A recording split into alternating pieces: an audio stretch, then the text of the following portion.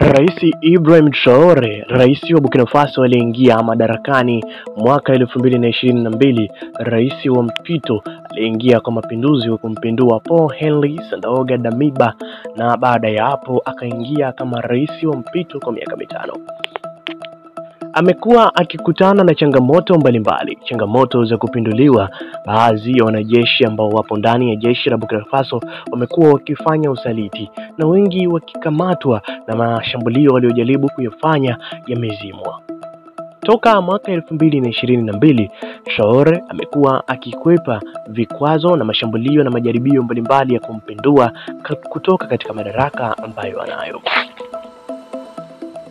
Hata hivyo, Traore alikuwa katika kubaini yupi ni mbaya wake. Kila siku Ibrahim Traore na wanajeshi wake wamekuwa wakilaumu Cote d'Ivoire kwa kuweza kuficha watu ambao ndio wapanga njama wakubwa wa kutaka kumpindua Ibrahim Traore, kwani inasemekana kuwa kuna baadhi ya viongozi wa kijeshi wakubwa ambao walisaliti chama na kuhama kabisa nchi, wamekimbilia Cote d'Ivoire ambao wao ndio wanaongoza mapigano hayo na wanaongoza mashambulizi hayo na majaribio hayo mbalimbali ya kutaka kumpindua Ibrahim Traore kutoka kwenye madaraka yake.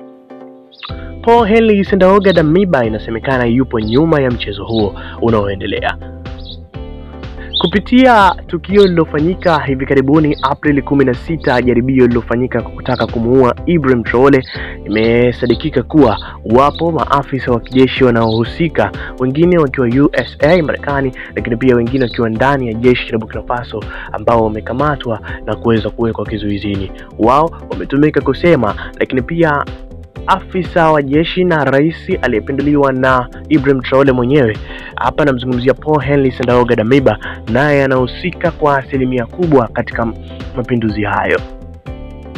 Je, yatafanikiwa au itaendelea kubaki historia? Kwake Ibrahim Traore atakuwa ni rais ambaye kupinduliwa ni ngumu, japo viongozi wengi walioingia kwa njia ya mapinduzi wamepinduliwa kama ilivyokuwa kwa Thomas Sankara na wengine wengi kutoka katika mataifa ya kaskazini Afrika Magharibi, lakini pia kutoka kwenye nchi ya Burkina Faso.